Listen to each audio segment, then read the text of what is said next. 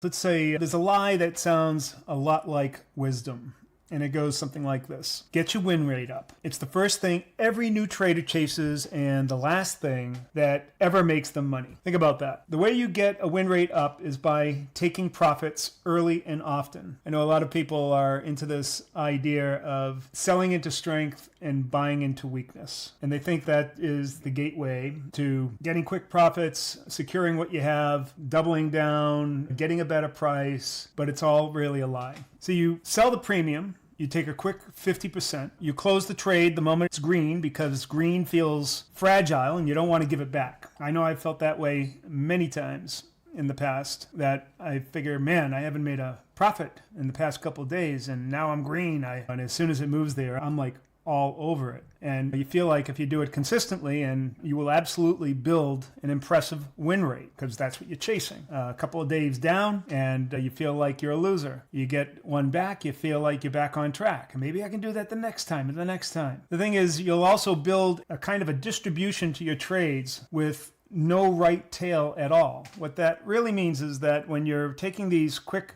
profits and for a win rate, you're capping all of your wins to small things, small amounts. You never let it run. However, when a loss comes, and trust me, it will come, because a high win rate strategy is almost always a strategy that risks a lot more to make a little. There's nothing in it or nothing in the ledger big enough to cover it. That's the trap. A high win rate trader isn't wrong most of the time. He's permanently disqualified from the outcomes that actually pay. And that comes down to the whole deal. You're purposefully capping your winners and taking big risk so that you can win often. And so by doing that, by chasing, the more you chase getting a higher win rate, the more you're cutting off big wins. And the more you're exemplifying, or not exemplifying, but magnifying the potential for a huge loss. That you can't undo that math. As they say, the math don't math. See, the pattern hunter has a different problem that ends up in the same exact place. He's looking for the setup and the tell, the confluence, the confirmation, the thing that says, this one is going to run. And here's the part nobody wants to hear. There is no such tell. The runner is random. They don't know that the runner's going to run or that their signal generator is saying that it's going to run.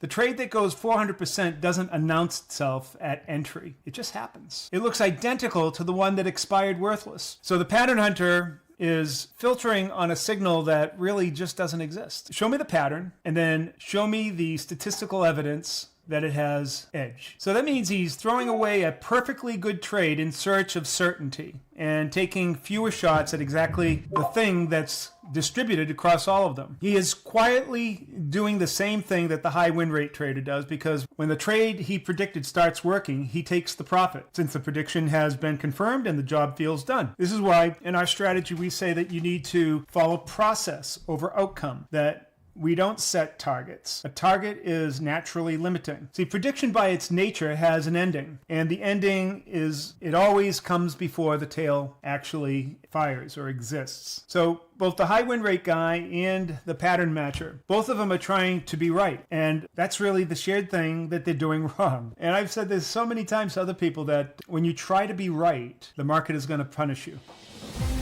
Thanks for watching, guys. I hope you enjoyed the video, and if you're interested in having the tools you need to become a profitable zero DTE trader, check out the link in the description. Take care, guys.